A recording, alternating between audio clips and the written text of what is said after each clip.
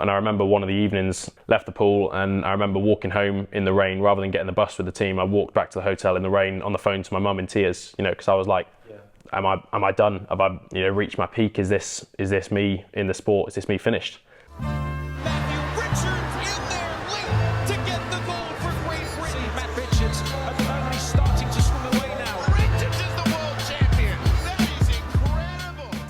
Welcome everyone to the Millfield Sports Podcast. I'm your host Adam Graham, and today we have a very special guest lined up for you. He's a world champion, Olympic champion, European champion, you name it, he's probably done it. Ladies and gentlemen, welcome Matthew Richards. Matthew, thank you for coming. Thank you for having me. All good, how have you been? Yeah, very good, mate, very good. As I was saying to you earlier on, I just got out of the gym in the pool, so I might be a bit sweaty in this interview, so that's I apologise to all the viewers for that. That's not an issue at all. Yeah. Obviously, you very recently just got your call up for Team GB, second Olympics. How does that feel? Yeah, it's pretty special. Obviously to be able to officially say that I'm going to my second games is really exciting. Being able to go at quite a young age for Tokyo 21 was amazing and really sort of useful for my development in the sport. But being 21 now, going to the Olympics, as defending world champion is pretty exciting. There's definitely a bit of pressure that comes with that, but I welcome that. I'm looking forward to it. So yeah, just excited to get out there. Absolutely, and to achieve what you've already done at just 21 is pretty insane. Still got a long way to go, obviously, if you choose. Just wanted to quickly reflect on Olympic trials in London. I thought it was a great event in general, but you in particular qualified for the 50, 100 and 200. Just talk me through a bit, were you happy with how it went, satisfied, favourite race, that sort of stuff? Yeah, I was happy, yeah. I mean, the job going into it obviously was to try and qualify all three, and I ticked that box. So essentially the job was done. I'd have liked to have been a bit faster on some of them, but I think we were going into those races with the priority to win, and it's easy to get wrapped up in chasing times and wanting to go a certain time for the world rankings or whatever it is. But I think fundamentally the job is to go in the race and win it, and we got that done. And so preparing for the summer, the freestyle depth we have in Britain in the men's side now is comparable to that of a world final. So it's good experience, good practice for getting ready for the summer. Favourite race, I'd probably say the 2-3, just because it's so tight. It was a great race. But I said before the 100 free, I think the call room before that 100 free final was the most tense call room I've ever been in my career. Which is saying something, because I've been able to go in Olympic call rooms, Olympic finals, whatever. But yeah, that was pretty intense. So that was good fun as well. Yeah. That must be interesting, because those guys are your competitors, you're going up against them, but they're also your teammates once you get to those international sort of teams. So it's a bit of a weird dynamic, surely, because 1 minute they're your teammate, next you're trying to beat them. And then I suppose Olympic trials, as you said, it's more about just getting your hand on the wall first and qualifying rather than the times themselves, although they were still very quick. So yeah, and do you know roughly what you're going to do yet at the Olympics, or is that classified? Because obviously you've got the 3 individuals and you've probably got a bunch of relay opportunities. Are you still sort of working that out? Yeah, it's quite a complicated and long drawn out process. It ends up being quite political all the time, but yeah, I mean, nothing's confirmed just yet, but I'd definitely like to be swimming all 3 individuals, and obviously the 4x1, 4x2 and 4x1 medley. So if I have my say, then I'll be swimming 6 different events, which will obviously be a very busy 9 days. But we'll wait and see. I would expect I'll be doing a minimum of 5, and I think the one that's up in the air, so at the moment's the 50. But I definitely want to have a crack at it, so we'll see. Of course, splash and dash. That is pretty incredible, 6 events. Just want to cast your mind back to 2021, your first Olympics. Weird times during COVID, so just talk to me a bit about what it was like being at the biggest meet there is in swimming and having no crowd, and then obviously after that going on to win the 4x2 and become Olympic champion. Yeah, it was unique to say the least. I think it was very strange. I mean, so we had a holding camp in Yokohama in Japan, then moved into the Olympic Village in Tokyo, and the first training session we had at the venue, the racing venue, was really quite surreal, because I walked out onto poolside and you come through the cool room and there's like a big maze behind the scenes, and you walk through and you finally get onto poolside and there's just this enormous arena. I think it seated like 30,000 people, which, as you know, for swimming is just unheard of. So you walk out, stunning, lights amazing, the whole thing looks incredible, but then you look out at these enormous stands, and then there was that moment of realization that it's just going to be empty. which is it was really strange. It was really weird. But I don't think it took away from just how special that meet was. Seeing the Olympic rings everywhere, that's the kind of thing that you dream of from a very young age, So to be able to get in there and race in that arena was just incredible. And as you said, to be able to win gold on that 4x2 was, made it even more special. So yeah, it was quite an experience. And then going into that race, we knew you guys were strong sort of contenders for that gold. Was it like, did you always have that feeling down that, we got this, or was it a bit of like, we got to really go for it? And was it a surprise almost, or were you pretty like, we can do this? Yeah, it's one of those. I think that because we've got such sort of pedigree in the 200 freestyle in Britain, there is a lot of like expectation on us to just go in and win that 4x2 every time. And I think sometimes it's underestimated just how good the rest of the world is at that event. I think people look at it and think because we've got, Olympic champion, Olympic silver medalist, world champion, another world champion, we should easily go in and blitz it. But then you've got guys all around the world that just pull out these unbelievable splits that makes it really challenging. So, there is a lot of pressure on it. We never go into those races expecting an easy win. But I think we were definitely going in confident. We'd seen Duncan and Dino had just won the individual gold and silver the day before. And so we were like, we're in a great place. And I think by the time that I was the third leg of the race. By the time I got to the end of that 200 and touched the wall, handing over to Duncan, I think I'd pulled about a 2-second lead on the Americans who were in second place. So when I handed over to Duncan, knowing that we had that lead, I was like, there's no way we don't win this now. With a guy of like his caliber going in after me, it was then just about, we've won it. Are we going to get the world record or not? Yeah. And obviously we didn't quite. But. Yeah, like few 100s, but is that something that you guys are collectively going for this year in Paris? Yeah, absolutely. I mean, we've been the second fastest team in history on it, 2 100s behind the world record. And if you added all of our PBs together and our fastest splits together, we'd be about 3 seconds under it. So it's one of those, we need all four of us like on it on the day, which is obviously difficult because a lot of us have really busy schedules throughout the meet where we're racing, back to back to back to back to back. So, it makes it difficult to all be on it perfectly at the same time. But it's definitely something we want and something we're kind of trying to. We'd like to rectify that and make that right from Tokyo. Of course, yeah. Because I'm sure. The priority was to win, and that's what happened. But obviously, I bet there was a small part of you that was like, we wanted that world record. So this summer, another chance. I'll look out for that, of course. Last year, 2023 world champion, individual as well. Lane 2, I think it was. Yeah. So just talk to me a bit about that race in itself, and then also sort of just what it meant afterwards. I think that's the main thing, and how it felt to stand up on number one in the podium. Yeah, so it was a really interesting race. It didn't pan out how we kind of expected it to. So I was in the lane next to a Korean guy called Sungwoo Hwang, and he's a sort of notorious for going out really fast in those races.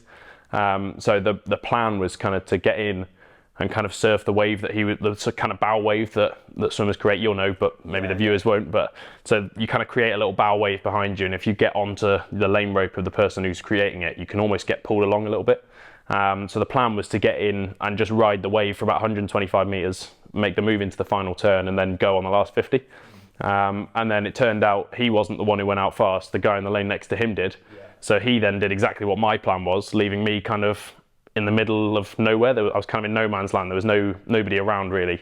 So the plan kind of went out the window, and it was like, right, now I've just got to improvise here. So I kind of, exactly. I just want to quickly jump in because I think I heard on Brett Hawke's podcast, shout out Brett Hawke, you were talking about sort of your racing tactic and how you have a rough plan, but you have to be adaptive as well. And I think that's something that only someone with a high swimming IQ can do. And I think we saw that because, as you said, it wasn't how you expected it to pan out, but you still managed to pull it together and hit them with a Matt Richards special on the last 50. So I just thought that was an interesting comment that I wanted to build upon. Yeah, exactly. No, absolutely. I think that's the thing. We always go into the races, especially the 200 free, where you can be swum so many ways. We kind of go in with a plan A, B, C, D, E, all the way down the alphabet. There's so many ways we could go about swimming it, and there's always the ideal way, which we'd like it to look like. But I can't control the other 7 guys in the race. And so if they do something that maybe we didn't want them to do or weren't expecting them to do, then, that could kind of throw plan A out the window, and you've got to make a decision. So yeah, what ended up happening was the guy in lane 4 went out like an absolute train, like one of the fastest splits in history to 150 meters. So the guys either side him were riding his wave, and then me and Tom Dean were outside of them, so we were both kind of in a awkward position.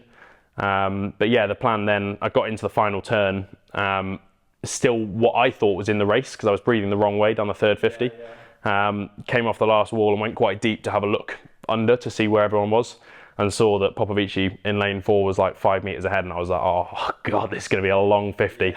But yeah, then just really hammered it home on the last 50 and managed to get my hand on the wall first. So yeah, very special. Yeah, you definitely did hammer that 50 home, and I think it was just about 10 or 5 to go. You could just about pick that you were going to get there first. So that was incredible. And then also just what did it mean? I think like sum up the emotions in touching the wall first and being world champion. Yeah, I think it was almost a moment of relief. Because I'd always had that self-belief in myself that I was good enough to do that and to be at that level. But obviously, until you've done it, you're still going to question yourself a little bit. And so when I got my hand on the wall and I looked around and saw that I'd won it, that was a lot of emotions kind of flood you at that point, because there's relief, there's excitement, there's happiness, but then at the same time, I knew I was starting the 100 freestyle the next morning.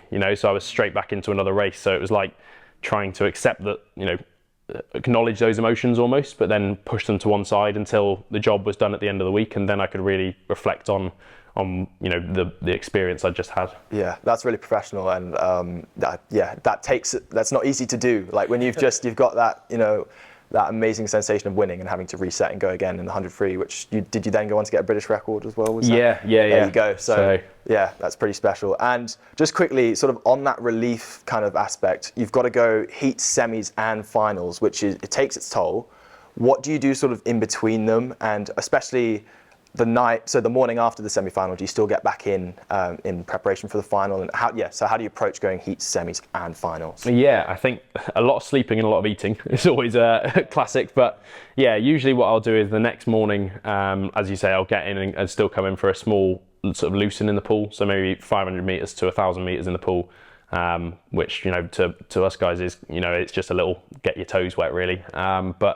But yeah, that's kind of the plan in the morning, and then in between the heat and the semi, usually I like to have a nap in between, and try and just then you can almost wake up and feel like it's a new day and treat that semi as if it's a completely new swim, a new day, and it kind of helps to break up the meet a little bit like that. You almost feel like you've got more days of racing than you do. So yeah, that's kind of how I try and approach it. But obviously everyone's different. Of course, yeah, that's interesting, because I mean, I haven't had many meets where I've had to go heat, semis, finals, so I only ever heats and finals. So that's interesting. I think I'm sort of the same, not that I'm at the same level as you, of course. Not yet, but maybe we'll wait and see. Yeah, we'll see, hopefully. But yeah, I definitely find like napping and just eating, I think that sums it up pretty well. Is there, do you ever feel a bit sort of stressed or nervous, or are you pretty good? I imagine you're so experienced that you probably know how to control these things, and you've got things in place just to keep your mind sort of where it needs to be. Yeah, totally. I mean, everyone gets nervous. I still get nervous. I think anybody that tells you they don't is just lying. We all get nervous, but I think, like you say, as you get more used to it, you understand how those nerves work for you. And for me, I kind of acknowledge those as a good thing, and it shows that I'm in the right place. I'm ready to go. But fundamentally, I always kind of just ground myself on, the fact that I just enjoy what I'm doing. I love the racing. I enjoy getting in the arena and putting myself up against the best. So I think that really helps to sort of settle those nerves when you stop thinking about the outcome and stop thinking about trying to win and just enjoy the process of the racing. I always find that really helps to kind of settle that and calm that down. Yeah, that's really interesting. I think that'll help me and obviously the people listening back home as well. Obviously, we've spoken about your success. There's a plethora of it.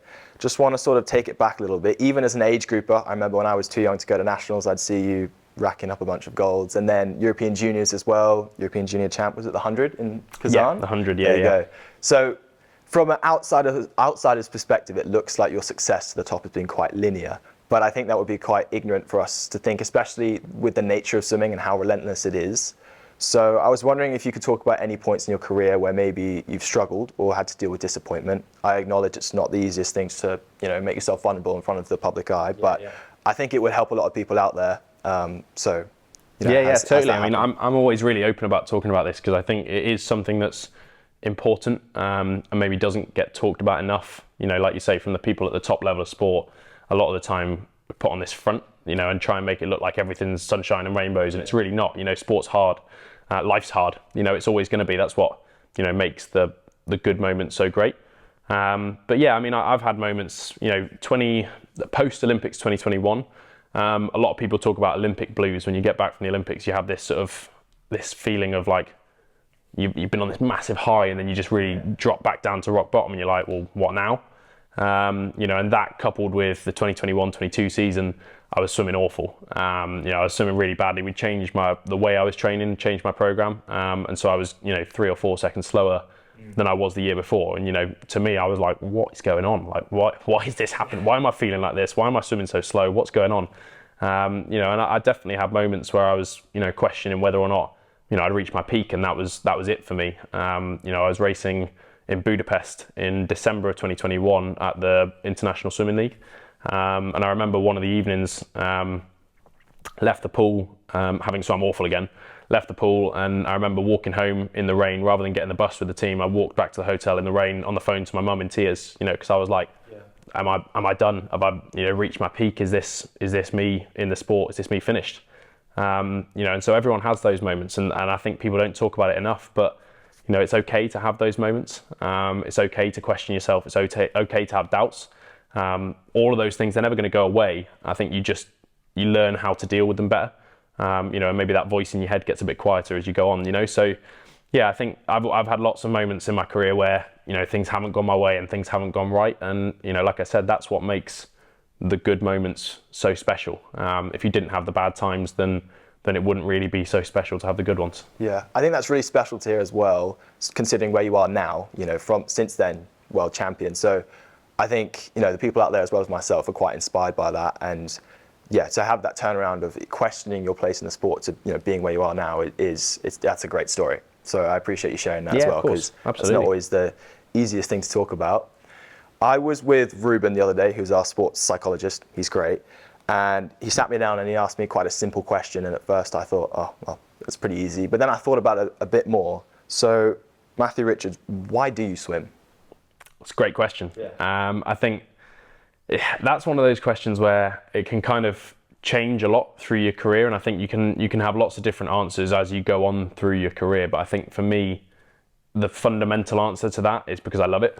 And that's the answer I'll always end up coming back to, no matter what point you ask me. If you'd have asked me in 2021, when I thought that was me done and I thought I was finished in the sport, the reason why I was still going and still trying was because I love it. If you ask me straight after winning World Championship gold last year, again, the reason why I then get up and race the next morning is because I love it. So that's fundamentally, that's why I do it. I just truly love the process. I love the training. I love the racing. I love the lifestyle that, the discipline that comes with it. And that's all part and parcel of what I think gives me that love for the water. So that's the reason why I do it. And I think that's the reason why, I'm only 21. I'm still young in the sport. I've got a long way to go yet. And, I plan on being in the sport 10 plus years yet. So that's why I think I have that longer term vision of wanting to be here for so long, because I'm just like, I don't see myself wanting to not carry on, Yeah, I think that's probably the most important thing and the best thing about wanting to swim is just because you love it. Yeah. And I think, when you love something, you'll eventually find success in doing it. So, yeah, exactly. Yeah. Exactly. It's a great question, that. Yeah, no, it's good. I got one more that Ruben also asked me, Yeah. and he said, who do you swim for? I'll share what I said first. Yeah. Initially, I was like, I swim for myself because no one else puts pressure on me to do what I do. I do everything on my own accord, which is true. But then I sat there and I thought about it a bit more, and I was like, I also swim a bit for KP, my coach, and Ryan, just because of how much they put into training us and all of the research they do. And obviously a bit of me also swims for my family and trying to fly the Graham name as high as I can. Yeah. But just wanted to know why do you swim? And sorry, who do you swim for? Yeah. I think I'll probably give you a very similar answer. I think, again, in the simplest terms, myself. That's the reason why I got into the sport, again, because I love it. And so in that aspect, it is almost a selfish answer of, well, because I love it, that's why I do it. And I swim for myself in that aspect. But like you say, I completely agree. I swim for Ryan, my coach. I swim for my parents, my grandparents, who have sacrificed so much to help me get to here. I swim for my fiance Emily. And hopefully the future family that we'll have. And now I'm a professional in the sport. The money that I earn from it to provide for them, and hopefully be able to give them the kind of lifestyle I want them to be able to have. So there's a lot of answers to it, and then on top of all of that, when you get out to the Olympic Games, you're swimming for something bigger than yourself. You're swimming for the country. You're swimming for Britain. You're swimming for that youngster that could be sat at home watching the telly that could then be inspired by you to go on their own journey in sport. So there's lots of people who you swim for. I think, like you say, it is, the more you think about it, probably the more answers you could give. Exactly. Yeah, exactly. Well, I think that's really powerful, and you sort of touched on it there. But if you could go back and tell 14-year-old Matt Richards something, like, especially with what you know now, or to be honest, any emerging athlete, what advice would you give them, or what would you say to them? Dream big. That's probably what I'd say. Obviously, enjoying it is really important. I do think that's the key to long-term success. But I think fundamentally, you just got to dream big. You set yourself a massive goal that even you think is a little bit out of reach, and then put the systems in place to figure out how you're going to get there. Because if you do that, even if you don't quite achieve that goal, likelihood is you're going to do something pretty incredible along the way. And every year I'll sit down at the start of the season and set a goal for that season. Usually that goal is ridiculously difficult. And I don't think I've ever actually nailed it exactly as I wanted to. Last year at Worlds, obviously I won the 200 freestyle. I wanted to win the 100 freestyle the next day. I missed the podium by 2 100s. So I didn't quite get that goal, but in the process still ended up becoming a world champion. So that's the thing for me. I think is just never let other people or society sort of tell you that you can't do something. Dream big and then go and make it happen. Yeah, well, I think that will mean a lot to everyone out there, and me as well. Matt and I had a brief conversation before the podcast. We spoke a bit about golf. So this brings me on to my question of, what do you do sort of away from the pool just to reset? Because obviously, as we both know, swimming's a pretty intense sport.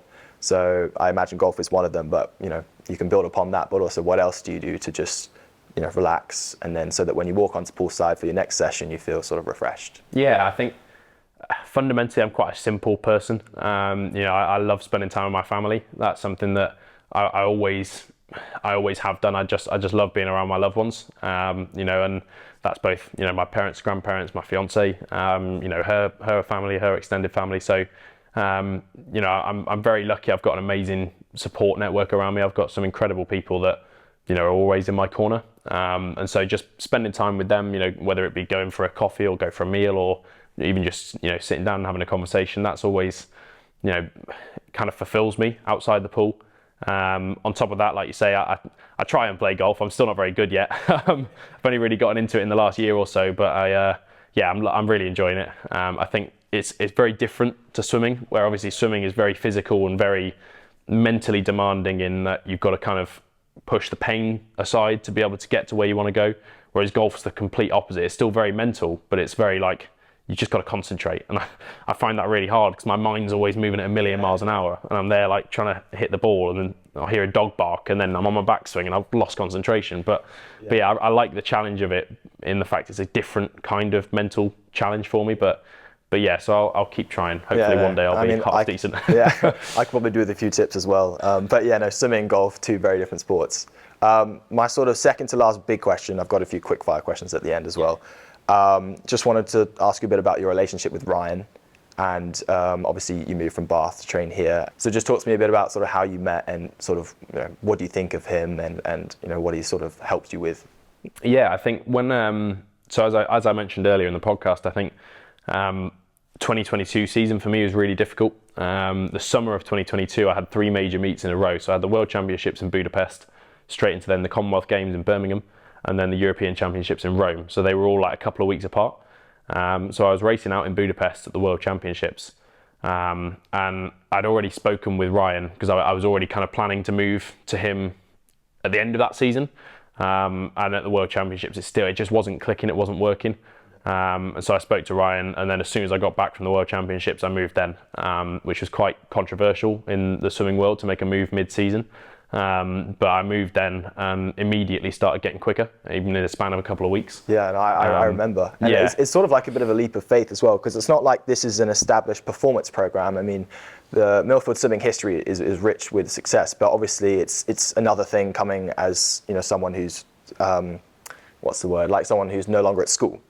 But it's obviously paid off for you. Yeah, and absolutely. And from my perspective, it looks like you guys have a great dynamic going on. Yeah, we really do. I think, you know, from the first time I sat down with him and sort of had a chat, I was planning on leaving Bath and I didn't know where I wanted to go yet. I sat down for a coffee with Ryan and obviously this was one of the options of the places I was thinking about. We spoke for probably 2 hours and just talked purely about swimming. And it was, you know, really in depth about the science behind what we do, the psychology behind what we do. You know, some of the questions you've asked, you know, the why for me, why do I do it? Likewise, why does he do what he does? And I felt like by the end of that conversation, I just knew that we were going to work really well together, because I really like and really work well knowing the reason why I'm doing things. And I find when I know why I'm doing something, I can give 101%. And it always winds me up when I hear people say that, because I'm like, it's no such thing. But you know, you get the metaphor. I can give it absolutely everything I've got. Whereas when I'm not 100% sure why I'm doing it, I can't buy into it as well. And I've always found with Ryan, there's never a question that he either doesn't have the answer to now or won't be able to go out and find the answer to. You know, and that for me is all I could ask for from a coach. And when he's all in, you know, it's really easy for me to be all in too. So yeah, that dynamic's really special. Absolutely. And Ryan was my coach last year. This year, sometimes strength and sometimes don't. But I completely agree, and just super knowledgeable as well. Like, he understands the sport so well, and he's, you know, one of the best coaches in the world. So that is pretty special. Now, last big question. Obviously, we've spoken about your success. We've spoken about the past. I want to look ahead to the future. What are your goals for Paris and beyond? You know, we'll start with Paris first, and then you know, what life might be like even after swimming. Yeah, I think for me, this summer, as we said, I could have as many as 6 events. I'd be lying to you if I said I was ever going to go into a race with a goal of anything but winning it. You know, so the goal is to go into all of those races and do everything I can to try and win them. Does that mean I'm going to come home with 6 golds? Probably not. You know, that'll be a very tall ask, but who knows? You know, and like I said earlier, I'm going to dream big. I'm going to keep my sort of perspective open, not close off any options, and just see what happens. And I think when I get out there and like I said, just enjoy all the races, you know, and that's when I'm in my happy place. That's when I'm at my best, you know, and I'll give it everything, and who knows what that could look like. But yeah, I'd definitely like to build on that sort of Olympic medal tally from 2021. Yeah, absolutely. I mean, dream big, as you said. And I mean, it's still, you know, you want to stay in the sport for a long while, and you probably haven't even given it much thought. But, you know, have you got any unfinished business away from the pool that you maybe want to explore in the future, or is that still something you're working out, you know, as you go? I think it's kind of something that, like, it kind of develops and grows as you go through the sport. So I think something that's quite important to me while I'm swimming is to put things in place for after swimming, so that I don't get to the end of my career and go, oh God, what do I do now? You know, I want to be able to finish my career and have something to move straight into. You know, I've definitely got a few options for that. You know, like I said earlier, I plan on being in the sport for 10 plus years yet, but you never know. I could, you know, have an injury tomorrow that means I never swim again. So, you know, it's good to have those options. I think I'll probably end up some way or another in the sort of business world. I find that kind of world really interesting. And I think there's a lot of parallels between the business world and the sporting world. So I think that's something that really interests me. But I don't think I'll ever be able to be far away from water. So, you know, that will probably be something involved in the pool in some way. But as of right now, I don't know exactly. But who knows? I could be a PGA pro by then. Exactly. Yeah, maybe. Exactly. All right. Well, thank you very much. Just going to move on to some fun quick fire questions. But you don't have to give long answers at all for them. Hardest event in swimming?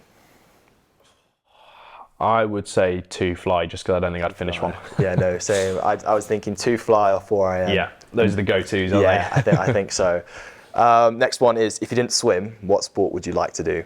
I loved rugby when I was younger. Yeah, I really enjoyed rugby when I was younger. So I'd like to think probably rugby. Are you more of a rugby than football person? Yeah, definitely. I didn't really play any football growing up, but all my family are Welsh, so that kind of explains why, doesn't it? Yeah. No, I respect that for sure. I played a lot of rugby as well here, up until sort of under 15 as well, and then chose swimming. So yeah, mutual respect there. Yeah, absolutely. If you could meet any athlete, past and present, who would it be? Oh, that's a tough one. That's really tough. Yeah, I know. Sort of springing that one on you a bit. Yeah.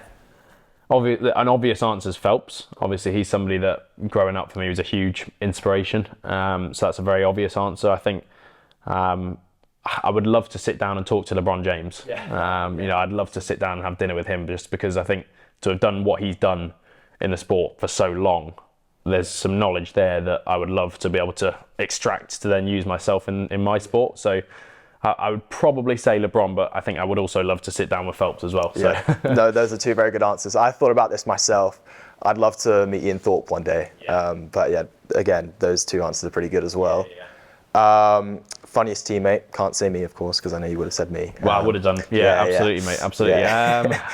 It's a tough one, that. Yeah, I think there are a few characters. We've got a great little group. I think Cam Curl can be very funny. He has some cracking one-liners every now and again. But I think I'd probably say Tom Watkin. I think he's funny in that he just does funny things. Do you know what I mean? He doesn't necessarily say anything particularly funny, but there are times you just look over at him, you're like, what are you doing? It just makes you laugh. But yeah, so I'd probably say one of those two. No, that's good. That's good. And last two. Do you have a favourite music genre or artists? And also, do you listen to music before races? Yeah, I do. I do sometimes. I think I kind of have to rein it in sometimes, because I almost listen to music and I end up so pumped up that I'm like going out for a swimming race, and you look at me like I'm about to step in a boxing ring with Mike Tyson, and it's like you just need to calm down a bit. It's not that serious, but I'd probably say favourite genre. I do like a bit of like UK rap. Favourite artist, probably Dave. I do love good a bit answer. Of Dave's music. Yeah, that's good. And final question: do you have a favourite film or TV series that? Yeah, I think film. I've always loved The Lion King. I know it's probably a random one, but I've always loved that. But I think Interstellar is a great film as well. Absolutely. I watched it when I was younger and didn't really understand it all that well, and then watched it again like a year or two ago, and kind of understood the concepts behind it a bit more, and I was like, wow, this is incredible. And then favourite series, that's tough. I think Game of Thrones is brilliant, Yellowstone is brilliant, Power is brilliant. So there's some great series out there. I'd say that's my top three, but I couldn't.